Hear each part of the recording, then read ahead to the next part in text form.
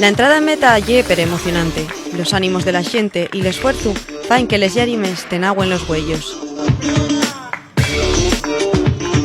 Dempués de baixar tanto, l'último kilómetro faese per difícil, pero saque esfuercies de onde nun les hai.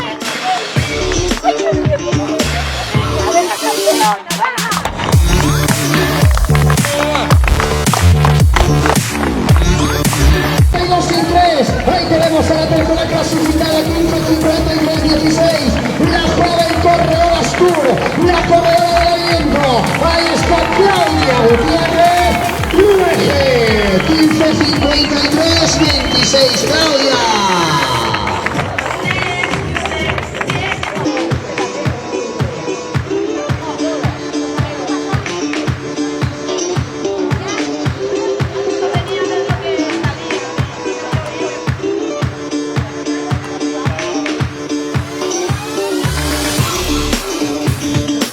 Bueno, estamos aquí en Arenas de Cabrales y como bien sabéis ya, está fecha.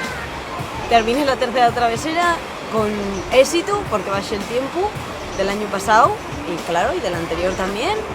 Y además que de tercera absoluta, así que ahora vamos para la entrega de trofeos.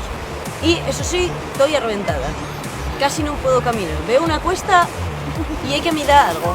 Tuve que agarrar el ascensor. Yo, el ascensor, que odio los ascensores más que ninguna otra persona en el mundo, pues tuve que agarrarlo porque ya no podía más. Así que imagináis el esfuerzo tan grande que tuvo que ser para que yo agarre el ascensor.